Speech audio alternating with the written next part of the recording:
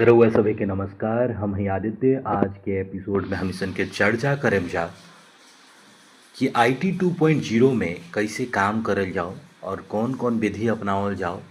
ई एप्लीकेशन में का काम हुई और कैसे हमनी के करल जाई। यही खातिर CEPT द्वारा ऑपरेशनल गाइड जारी कइल गइल बा। उहे गाइड के अनुसार हमनी के बातचीत करेम जा कि कैसे कैसे काम करे के बा और का काम करे के होई। तो आई जा हम सबे सबसे पहले समझी कि एकर इंडेक्स का बाटे। एकरा अंतर्गत हमनी के लॉगिन, डे बिगिन, बुकिंग और बैगिंग, कैश और स्टैम्प से जुड़ल बातचीत और साथ ही साथे हमनी के डिलीवरी और डोर स्टेप के बारे में भी जानकारी हासिल करे के बा। तो सबसे पहले हमनी के समझल जाओ कि लॉगिन कैसे कइल जाई। लॉगिन करे खातिर सबसे पहले रउआ और हम सभे के इंटरनल मोबाइल एप्लीकेशन मोबाइल में खोले के बाद खोलला के बाद हइसन के इंटरफेस आई। ए इंटरफेस में राउट जौन यूज़र आईडी बा ऊ टाइप करे के बा। टाइप कइला के बाद आपन पासवर्ड डालेम। पासवर्ड डालला के बाद लॉगिन पर क्लिक करेम। ओकरा बाद एगो रउआ OTP वेरिफिकेशन होखी। ओके इंटर कइला के बाद रउआ लॉगिन हो जाएम। जैसे लॉगिन होखेम ओकरा बाद पहिला मॉड्यूल राउर डे बिगन के होखी, जे पर क्लिक कइला के बाद राउर दिन के शुरुआत हो जाई। रउआ सभे जैसे ही दिन की शुरुआत करेम ओकरा बाद दिन भर जौन लेन देन करे के बा, बैग ओपन करे के बा, जो भी एक्टिविटी करे के बा यानी कि जौन भी काम करे के बा उ कर सकीला। लेकिन सबसे पहले डे बिगिन करे के होई। ओके बाद अगले मॉड्यूल की बात करल जाओ तो रउआ जैसे डी बिगिन करेम तो जी एगो पॉपअप आई, एगो मैसेज शो करी कि इंटरनल मोबाइल ऐप लिखी और ओकरा नीचे टिक बनल रही आ लिखल रही कि day begin successfully done for the date. वहाँ दिनांक भी लिखल रही कि कौन तारीख खातिर और डे बिगिन हो गइल बा। ठीक बा। एकरा आगे बढ़ल जाओ। रउआ सभे समझी सबसे पहले कि जब राउर टैब डे बिगन हो जाई ओकरा बाद रउआ कौन कौन सा मॉड्यूल दिखी और कौन कौन सा टैब दिखी। तो एमे रजिस्टर टैब दिखी, एमओ बुकिंग के टैब दिखी, डिलीवरी के ऑप्शन दिखी, बैगिंग के ऑप्शन दिखी, रिपोर्ट जनरेट करे के ऑप्शन दिखी, साथ ही साथ speed post, counter operation, cash, stamp, door step service और डे इंड के ऑप्शन दिखी। रउआ सोचत हो कि 3 गो लाइन काची बनल बा। तो 3 गो लाइन जौन बा ए पे अगर रउआ क्लिक करेम तो रउआ पता चली कि ई एप्लीकेशन में का फीचर्स रउआ के प्रोवाइड करल गइल बा। तो जैसे कि ई टैब पर क्लिक कइला के बाद जैसे ऊपर रउआ बड़ी रउआ के हम दिखा देतनी एमे का वेरियस ऑपरेशंस बाटे जौन रउआ परफॉर्म कर सकतनी और का सुविधा देवल गइल बा। साधारण शब्द में समझी तो आगे बढ़ल जाओ और ई समझल जाओ कि जैसे ही क्लिक करें तो राउर यहाँ पे नाम और डेजिग्नेशन, एम्प्लॉय आईडी सब शो करी कि कौन ब्रांच ऑफिस में बानी, कहाँ बानी, का डिटेल बा राउर उ शो करी। 3 गो जौन हॉरिजेंटल लाइन रहलक ह। ठीक बा। ऊपर क्लिक कइला के बाद एमे रउआ मेनली राउर ऑपरेशन का रही उ शो करता। जैसे बुकिंग करे के, बैगिंग करे के, कैश एंड स्टैम्प खातिर डिलीवरी के ऑप्शन भी एमे बतावल गइल बा। साथे साथे डोर स्टेप सर्विस के बारे में, कोर बैंकिंग सर्विसेज, कोर बैंकिंग सर्विसेज जेकरा के हमनी के CBS भी कहिला जा शॉर्टकट में। देखिए एमे सबसे इम्पोर्टेंट बात एमे देखी का बा। एमे पोस्टल लाइफ इंश्योरेंस से रिलेटेड भी राउर टैब बनल बाटे। अगर राउर काम फिनिश हो गई तो ओकरा बाद राउर यानी काम ख़त्म हो गई तो रउआ लॉग आउट पे क्लिक कर सकत बानी। चली आगे बढ़ल जाओ और बुकिंग के पहला मॉड्यूल के समझल जाओ। बुकिंग करे के मतलब कि रउआ जैसे ऑफिस में बानी और रउआ काउंटर ऑपरेशन करे के बा कि मान ली कि कोई चिट्ठी आ गई कि बुक कर दो भैया, ये हमरा भेजे के बा रजिस्ट्री में, हमरा फलना आदमी द्वारा फलना के भेजल जाता है। यानी कि मान ली कि एगो आदमी हो गई भेजे वाला सेंडर आ एक आदमी खातिर जाता तो ओकरा मिली तो वो रिसीवर। तो सेंडर जे बा वो अपना तरफ से बुकिंग करावे खातिर आयल रहो काउंटर पे तो वो जी काउंटर ऑपरेशन के शुरुआत हो जाई। का हो जाई? काउंटर ऑपरेशन के। वो दरमिया रउआ का कर सकीला? रजिस्ट्री बुक कर सकीला, इंडिया पोस्ट पार्सल बुक कर सकीला, स्पीड पोस्ट कर सकीला, मनी ऑर्डर बुकिंग कर सकीला। एमओ बुकिंग मतलब मनी ऑर्डर बुकिंग। और सीओडी एमओ मतलब होला कैश ऑन डिलीवरी। सीओडी के मतलब होला कैश ऑन डिलीवरी। एमओ मतलब मनी, ओ मतलब ऑर्डर, बुकिंग। ठीक बा। ई बिलर यानी कि इलेक्ट्रॉनिक बिल जौन पे हुई ओ खातिर ई बिलर टैब के इस्तेमाल कर सकीला। मिसलेनियस, उसके बाद ट्रैक एंड ट्रेस यानी मान ली कि जौन चिट्ठिया रोन भेजे ओकरा के चाहत तनी कि ओकर अपडेटेड इन्फॉर्मेशन जानकारी हमनी के मिलत रहो कि कहाँ तक चिट्ठी गईल बा आ कहाँ तक कार्य भइल बा और कहाँ अभी रास्ता में कहाँ तक पहुँचल बा। जे आदमी के भेजले रहनी रहुआ ओकरा मिलल कि ना मिलल ई बात के अगर जानकारी चाही तो ट्रैक एंड ट्रेस के उपयोग करी। साथ ही साथ एमे और सुविधा बाटे कि रउआ सभे मान ली कि पिन कोड सर्च करे के पड़ जाला। मान ली कि कहीं के अब रउआ तो मुंबई के पिन तो याद नहीं खे, तब मुंबई के पिन खोजे के बाद एमे रउआ टाइप करेम कि मुंबई के पिन का होला तो रउआ जानकारी मिल जाई। ठीक बाटे। एमे दू तरह से पिन पिन के मतलब होला पोस्टल इंडेक्स नंबर। ठीक बटे। एमे दू तरह से होला, जैसे कि मान ली कि एगो टीडी हो गल, टाउन डिलीवरी के पिन कोड देख सकीला। एगे एनटीडी हो गई, नॉन टाउन डिलीवरी के, यानी जोन लोकल बटे एगो स्टेट वाइज सॉर्टिंग हो जाला, एगो लोकल सॉर्टिंग हो जाला। ओ हिसाब से ही पिन कोड के बात भइल बा। ओकरा बाद बाटे bulk upload close account reports. ई रउआ काउंटर ऑपरेशन के टैब में परफॉर्म कर सकीला। देखिए यहाँ दिले बा कितना बढ़िया से सुंदर से काउंटर ऑपरेशन के टैब शो करता। का काउंटर ऑपरेशन के अंतर्गत आवेला ई टैब में बढ़िया से शो कइले बा। रउआ ध्यान से देखी, registered letter, speed post, COD details, MO booking, miscellaneous, pin code search, close account, India post parcel, MO booking, e biller, track and trace, bulk upload और रिपोर्ट। ठीक बा। यानी कि का कईनी रउआ केतना भेजनी ओकर रिपोर्ट जनरेट करे के बा, हिसाब किताब मिलावे के बा तो रउआ यहाँ से रिपोर्ट भी जनरेट कर सकीला। आगे बढ़ल जाओ और अगला मॉड्यूल समझल जाओ। यानी कि हमरा रजिस्ट्री बुक करे के बा सबसे पहले। ठीक बा। अगर हमरा बुकिंग करे के बा रजिस्ट्री के तो हम कैसे का करें, या फिर वैल्यू एडेड सर्विस बुक करे के बाद जेमें हम चाहत नहीं कि एक्नॉलेजमेंट भी मर्ज होके। यानी एक्नॉलेजमेंट वह है जौन कहल जाला प्रूफ ऑफ डिलीवरी, कि हम चिट्ठी हमर जौन भेजले बानी वो पहुँचल कि मिलल कि ना मिलल, ओकर हम चाहत नहीं कि हमरा लगे कोनो प्रूफ होके, ओकर सबूत होके, वही खातिर एक्नॉलेजमेंट ऐड करल जाला। ठीक बटे। सीओडी होला कैश ऑन डिलीवरी, यानी हिसाब किताब पैसा की सब तो रउआ जानते बनी काहे कि रउआ ऐसे जुड़ल बनी। लेकिन नयका जो आइल बा ए वर्जन में तनी सा समझे वाला बात बाटे कि का कैसे कैसे करे के बा। ठीक बा। देखिए एमे सुविधा तो बहुत बा। रउआ चाहेम तो ओटीपी बेस्ड डिलीवरी भी करवा सकतनी एमे। चाहेम तो आधार वेरीफाइड भी करके कर सकतनी। तो जे मान ली कि रउआ रजिस्टर्ड लेटर की बातचीत करतनी तो जैसे आर्टिकल नंबर बा यहाँ, तो रउआ जौन बार कोड चिपकैनी ओकरा के फेच करी डिटेल। ठीक बा। कइला के बाद बुकिंग टाइप करे, कौन तरह के बुकिंग बा रउआ बुक करतनी, रजिस्ट्री, स्पीड पोस्ट, का बुक कर रहल बनी उ चीज़ उ मॉड्यूल में डालल जाला। ठीक बा। देखिए बुकिंग टाइप में देखिए on postal service, bulk customer, walking customer, माने टाइप क्वेश्चन बा। माने देखिए ई मॉड्यूल में रजिस्टर्ड लेटर के बारे में समझल जाओ कि कैसे बुकिंग होई। तो जैसे रउआ पहले सबसे पहले तो बार कोड स्कैन करल जाला। बार कोड स्कैन कइला के बाद रउआ देखत नहीं यहाँ, जैसे ही रउआ नाम बार कोड पे जो नंबर होला, आर से रजिस्ट्री स्टार्ट होला, सी से पार्सल के स्टार्ट होला, ई से राउर स्पीड पोस्ट के स्टार्ट होला। अगर रउआ रजिस्ट्री बुक कर रहल बनी तो रउआ रजिस्ट्री के बार कोड लगैनी, डिटेल फेच कैनी, ओकरा बाद रउआ से पूछता कि बुकिंग के टाइप का बा। वॉकिंग कस्टमर हवे, ऑन पोस्टल सर्विस हवे, बल्क कस्टमर हवे। तो देखिए हमनी के अगर रउआ चाहतानी कि कस्टमर चाहता कि हमरा प्रूफ ऑफ डिलीवरी चाहे या फिर ओकरा के इंश्योर करके भेजल जाओ, और रउआ सभे के तो पता भलही बाटे कि इंश्योर्ड आर्टिकल हमनी सन के 600 रुपया तक भेज सकीला ब्रांच ऑफिस से ज़्यादा। ठीक बा।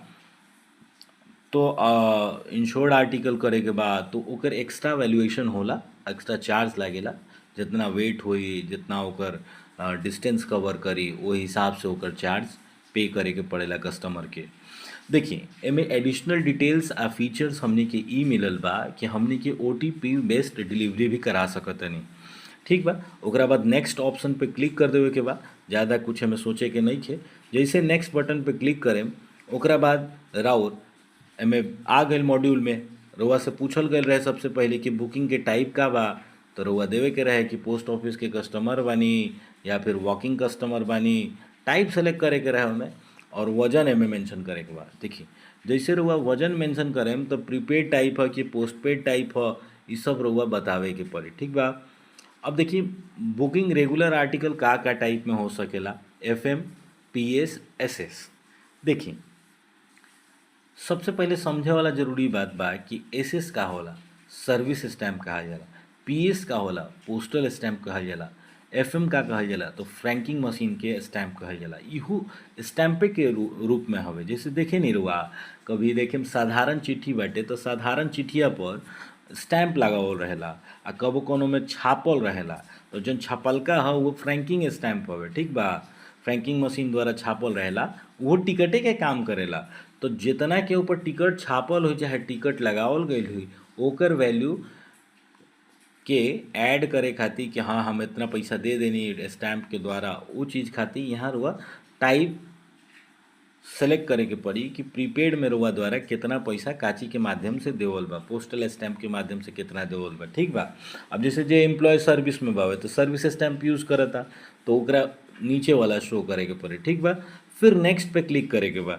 ज़्यादा कुछ नहीं करे के, ओकरा बाद रुआ सेंडर के डिटेल देवे के बा। सेंडर माने भेजे वाला। ठीक बा। रुआ ओकर मोबाइल नंबर डाली, ओकर डिटेल डाली, ओकर पिन कोड डाली, ओकर नाम डाली, या मिडिल नेम मतलब बीच वाला। जैसे मान ली कि राउर नाम बा रवि कुमार शास्त्री, तो रवि राउर फर्स्ट नेम हो गए, कुमार राउर मिडिल नेम हो गए, शास्त्री राउर लास्ट नेम हो गए। ठीक बाटे। वो हिसाब से रुआ अपन एड्रेस भी डालें। लोकल एड्रेस डालने के बाद आप नेक्स्ट पे क्लिक करें। ठीक बा। जैसे नेक्स्ट पे क्लिक करें तो यहाँ पे रुआ से पूछी कि home address type of address में बहुत सारा हो सकेला ना, जैसे कि राउर ऑफिस के एड्रेस कि घर के एड्रेस, बहुत सारा एमे मॉड्यूल आई। जैसे परमानेंट एड्रेस के कहल जाला, टेम्पोररी एड्रेस ह तहार कि परमानेंट एड्रेस ह। परमानेंट यानी कि वो जे घर द्वार बसल बा, टेम्पोररी यानी कि आज हेजी बानी काल हुआ बानी। तो दो तरह के एड्रेस हो गए। तो में टाइप ऑफ एड्रेस रुआ लिखे के पड़ेला, बतावे के पड़ेला कि कौन चीज़ है कि राउर ऑफिस हटे, वो डिटेल में डाले के बाद डालने के बाद रुआ डिटेल देखेम का कि ओमे रुआ से पूछी कि अपन ईमेल देवे के चाहते हैं तो ईमेल भी सबमिट करी, ताकि ईमेल पे भी इंफॉर्मेशन मिलत रहे रुआ। नेक्स्ट पे क्लिक कर लिया के बाद नेक्स्ट पे जैसे रुआ क्लिक कर देम तो रुआ ओमे देखेम का कि राउर ब्रांच ऑफिस या हेड ऑफिस जो भी ओकरा अंतर्गत आवत हुई वो डिटेल वो जी शो करे लगी।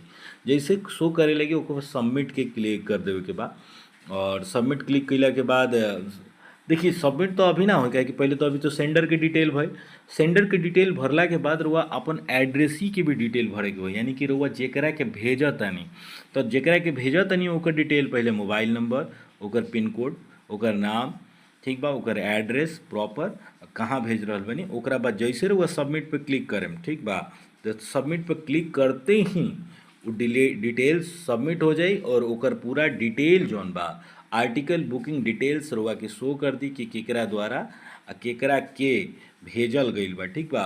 ओजी ओजी रुआ अगर मल्टीपल डेटा एक ही आदमी द्वारा भेजल जाता, मल्टीपल आर्टिकल भेज रहल बा आदमी, माने एक से ज़्यादा अगर भेज रहल बा, तो ओकरा के ऐड काट करके देख ली, आ ना तो वही समय बुक नाउ कर दी। ठीक बा। बुक नाउ कैला के बाद सबमिट पर क्लिक कैला के बाद और देखेम कि पैसा कट गई, पैसा कट गई यानी रसीद निकाल देला के काम बा, प्रिंट कर देला के काम बा। यहाँ पे पूछबो करी रउआ से कि रिसीप्ट प्रिंट करे के बाद तो प्रिंट कर दी या धकाक से कस्टमर के दे दी, तो रउआ जैसे कस्टमर के दे दे मौके पे क्लिक करके काम खत्म, राउर रजिस्ट्री बुक हो गई। ठीक बटे। ये बहुत ही आसान तरीका से हमनी के समझ गई नहीं जा कि कैसे बुकिंग हुई। सिमिलर प्रोसीजर फॉलो करे के हुई, सेम नियम कैसे कैसे करे के बा। बस का होई कि वहाँ जैसे मान ली कि अगर पार्सल के बात होखे लागल तो पार्सल वो जी डाल देवे के बा, पार्सल के बार कोड, और ओकरा बाद ओकर टाइप डाल देवे के बा कि कहीं पोस्टेज स्टैम्प वगैरह तो नहीं यूज भइल।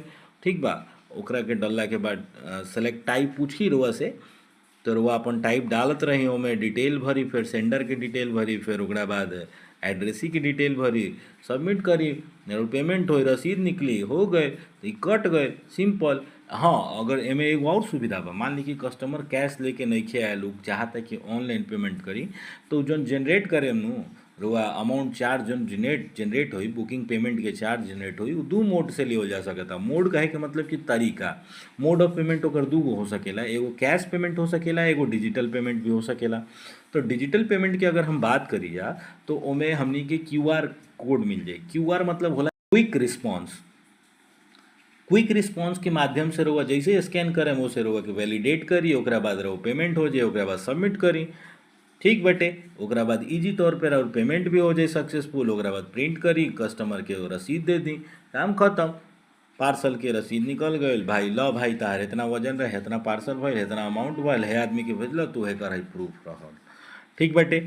वहीं अतियर और स्पीड पोस्ट के भी कॉन्सेप्ट बाटे। स्पीड पोस्ट में भी रहुआ पहले स्पीड पोस्ट के बार कोड स्कैन करें, के तरह के कस्टमर बाटे, वॉकिंग कस्टमर बा, बल्क कस्टमर बा, जो भी टाइप ऑफ कस्टमर बावे, टाइप ऑफ बुकिंग बावे, वो लिखेम रहुआ, वो जी वजन लिखेम, वजन मतलब कि कितना भार बाटे, ओकर कितना ग्राम बावे, ठीक बाटे।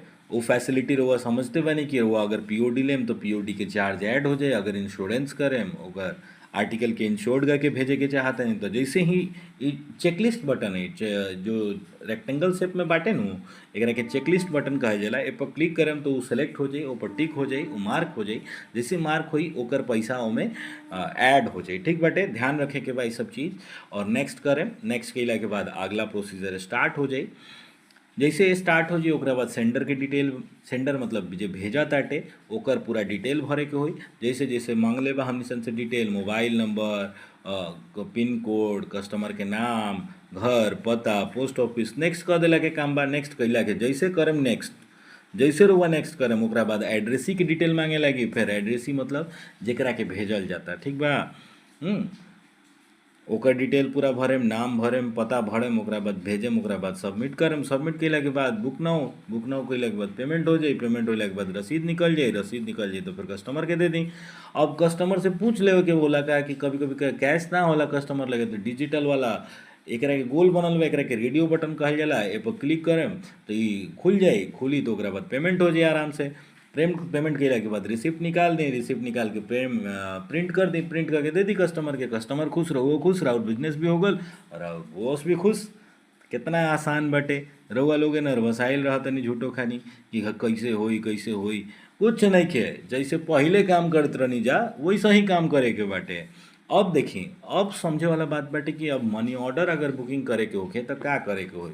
देखी, काउंटर ऑपरेशन वाला टैब में जाए के बा, जैला के बाद मनी ऑर्डर बुकिंग पे क्लिक करे के बा।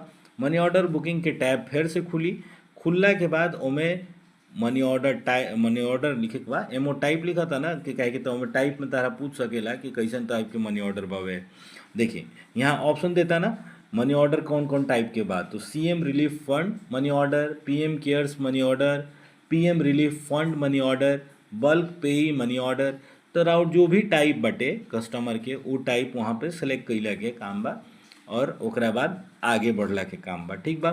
तो मान ली कि 5,000 भल तो 5,000 पर जितना कमीशन बनल उ शो कर दी, ओकरा बाद कन्फर्म करी, ओकरा बाद आगे बढ़ी। नॉर्मल पेमेंट बा तो नेक्स्ट करी। Remittance not exceed 25,000। तो जितना जितना लिमिट बा जेकर जेकर जे जितना, जैसे मान ली कि ऑफिस के जितना लिमिट होला वो हिसाब से वो बुकिंग करे के होई और बुकिंग डेटा डाले के होई। तो रउआ एमे फिर इन्फॉर्मेशन डालेम कि सेंडर के का का डिटेल बा, जे भेजता ओकर डिटेल, और पेई मतलब जेकरा खातिर भेजल जाता, जे रिसीव करी वो जी पैसा हो जी पेई कहाला, ठीक बटे। ध्यान देवे के बात बा। और जैसे रउआ डिटेल डालेम फिर ओकरा बाद पेई की डिटेल डाली, फिर सबमिट करी। सबमिट कैला के बाद रउ रसीद निकली, रसीद के कंफर्म करे के होला कि हाँ इतना अमाउंट भेजा तनी, 5,000 रुपया भेजा तनी, 5,000 रुपया इतना कमीशन बनल, एकर कंफर्म पुष्टि करे के होला। तो जी कंफर्म पर क्लिक करे के बाद, कंफर्म पर क्लिक करम ओकरा बाद पीएनआर नंबर एगो जनरेट हो जाई, ओके कर देला के काम बा। प्रिंट करके रख लेला के काम बा। जैसे प्रिंट कर लेम ओकरा बाद फिर वह बात हो गई कि रउआ कैश लेम कि ओकरा से क्यूआर कोड देम। तो जैसे मान ली कि कस्टमर कहल कि हम कैसे देते नहीं, तो कैश से पेमेंट कर देला के जरूरत बा। अगर कहल कि ना हम ऑनलाइन करेम, हम गूगल पे करेम, फोन पे करेम, ये ठीक बा। अंग्रेजी में कहे यूपीआई करेम तो घबराएला के जरूरत नहीं है। क्विक रिस्पांस यानी क्यूआर कोड पे क्लिक कैला के जरूरत बा, ओकरा बाद पेमेंट कैला के जरूरत बा, फिर उनका के कस्टमर के रसीद निकाल के दे देला के जरूरत बा। ठीक बा भाई लोग, बढ़िया से समझ में आयल हुई हमरा जहाँ तक उम्मीद बाटे। बहुत ही हम आसान भाषा में बतावे के कोशिश कैले बनी कि कैसे हमनी के काम करल जाई और कैसे आसानी से काम हमनी के निपट जाई टाइम से।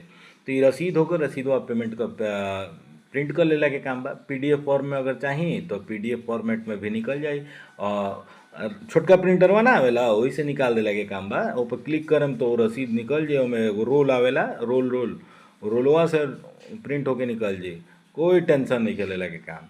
चली अब रहल बात COD retail MO booking. COD मतलब cash on delivery retail money order booking के बारे में बातचीत अब हो जाओ तनी सा।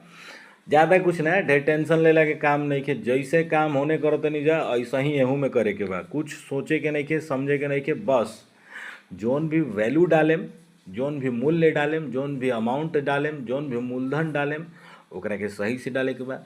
जोन भी प्राप्तकर्ता होखे, ठीक बा, आ जे भी मान ली जे भी प्रेषित करे वाला होखे और जेकरा खातिर प्रेषक होखे, जे प्रेषक होखे आ जेकरा खातिर प्रेषित भइल होखे, डिटेल बढ़िया से डाले के होई ताकि उ व्यक्ति के सही से मिल जाओ। उ जितना जो चीज़ जो भी अमाउंट भेजले बा, जो भी डिटेल भेजले बा, जो भी सामान भेजले बा, जो भी आर्टिकल भेजले बा, वो आदमी के सही ढंग से मिल जाओ। ये हमनी के मकसद होके के चाहिए। ठीक बाटे। तो एमे कुछ करे के नहीं के, click on fetch detail articles ओमे क्लिक करी, ओकरा बाद एमओ वैल्यू डाली, कमीशन अब ऑटोमेटिक कैलकुलेट हो जाई। ओकरा बाद नेक्स्ट करी, नेक्स्ट करले के बाद रुआ यहाँ print I sender name, receiver name. ठीक बाटे। जैसे हम लोग के पहले बता रहे सेम वैसे ही प्रोसीजर में मैं शो करी। देखिए बगल में सेंडर डिटेल्स, पेई डिटेल्स में भरे के पड़ेला। भरला के बाद नेक्स्ट करते जाएम, करले के बाद रुआ रसीद निकली, list of COD details Mani order delivered, ओकरा बाद शो करी। ठीक बाटे। कौन कौन राउंड हो गइल बा पेमेंट, कौन कौन नहीं खे भाई। ठीक बा। बहुत ही सिंपल तरीका से हम सन के फेच कर सकीला कि हमेशा अगर हमनी के पता करे के होके कि हाँ भाई कितना पेमेंट भइल बा, का भइल बा कि ना भइल बा, उ चीज़ खातिर हटे। अब अगला मॉड्यूल के बातचीत करी तो ई बिलर मॉड्यूल होला। मान ली कि ई बिलर मॉड्यूल सिंपली कहीं ना कि ई कलेक्शन, फॉर कलेक्शन ऑफ ई बिलर अमाउंट क्लिक ऑन ई बिलर ऑप्शन। अगर मान ली कि कोई बिल पेमेंट करे के बाबे तो बिलिंग करे के बाद तो इलेक्ट्रॉनिक पेमेंट होई, इलेक्ट्रॉनिक बिल बनी। तो वही खातिर रोआ के टैब देवल बा काउंटर ऑपरेशन वाला सेक्शन में ई बिलर के ऊपर क्लिक कैला के काम बा। क्लिक जैसे करें ओकरा बाद पूछी कि बैंक बिलर टाइप क्या है, तो बैंक को करना है किसको करना है, उसमें ऑप्शन देता है। ठीक है। तो ऑप्शन पे क्लिक कैला के काम बा। कौन बैंक है ओकर डिटेल, ओकर आईडी, ओमें पैसा, ओकरा बाद सबमिट कैला के काम बा। सबमिट जैसे करें उसे नेक्स्ट टैब खुली। अगला टैब में रहो ट्रांजेक्शन की डिटेल आ जाई, कितना बा, कितना अमाउंट नहीं खे, का बा का ना। ओकरा बाद ट्रांजेक्शन आईडी पर चेकआउट जैसे बतैले रहनी ना कि ट्रायंगल वाला आई, ओकरा के चेकलिस्ट बटन कहल जाला। तो पर चेकआउट कर देम। ओकरा बाद अगर और भी आइटम होके ऐड करे वाला तो न्यू आइटम्स ऐड करके कर ली, ना तो ओके कर देला के काम बा। ठीक बटे। अब ओकरा बाद में फिर पूछा था कैश से पेमेंट करे के बा कि क्यूआर कोड से पेमेंट करे के बा। तो हम लोग की कई बार बता दिले बनी जैसे जैसे कस्टमर की सुविधा होखे। अगर कस्टमर पैसा लेके आयल बा तो कोनो बातें नहीं खे, अगर नहीं लेके आयल तो क्यूआर से पेमेंट करा लेला के काम बा। केहू मन पेमेंट करा के अपना लगे हिसाब किताब मेंटेन कर लेला के काम बटे। ठीक बटे। ओकरा बाद प्रिंट करी, रसीद निकल जाई, रसीद के पीडीएफ दे दी कस्टमर के, कस्टमर खुश, रहुओ खुश, आगे बढ़ल जाओ। और इहे में चर्चा करल जाओ कि अब मिसलेनियस का होला, मिसलेनियस में का काम करे के हुई। तो काउंटर ऑपरेशन के ही एगो पार्ट बावे, एगो टैब बाटे मिसलेनियस ऑप्शन। मिसलेनियस ऑप्शन में रुआ देखी का बा, जैसे कि मान ली कि कोई आधार में अपडेट भइल, आधार में लोग बायोमेट्रिक अपडेट करेलक, अंगूठा अपडेट करेलक, हाँ, प्रिंट आउट ओकर भइल, जीएसटी सीएसटी, देखो तनी बहुत सारा ऑप्शन दिले बा। Aadhaar mandatory biometric, Aadhaar other biometric, demographic information update भइल, आधार प्रिंट आउट भइल, आधार प्रिंट आउट कलर भइल। इस सब के जन डिटेल बा ओकरा के रुआ अगर चाहतनी कि ओकरो तो हिसाब किताब लेवे के हो ना, तो मिसलेनियस में रुआ बाकी इस सब के हिसाब किताब ले सकत नहीं। ठीक बा। और ओकरा बाद के ऑप्शन के बात करल जाओ तो रुआ जैसे सेलेक्ट कर मान ली कि आधार में कितना रुआ कोई नहीं, मान ली कि 50 रुपया लागे नु जी आधार बायोमेट्रिक अपडेट करे के। तो मान लेनी कि 4 गो रुआ कोई नहीं, 4 गो के अमाउंट बस 200 रुपया। तो 200 रुपया में लिखे के होई, अमाउंट लिखाई कि हाँ 200 रुपया भइल जे हिसाब किताब बायोमेट्रिक अपडेट के भइल। तो बायोमेट्रिक अपडेट लिखाई, सबमिट करल जाई।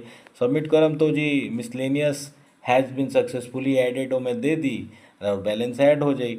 जितना से और मान ली कि कब को हिसाब किताब गड़बड़ाई तो मिसलेनियस में ऐड करके देख ली कहीं छूटल तो नहीं खे आधार उधार के। तो वही हिसाब से अपन देखला के काम बाटे और मिलैला के काम बा और ध्यान से काम कैला की जरूरत बाटे।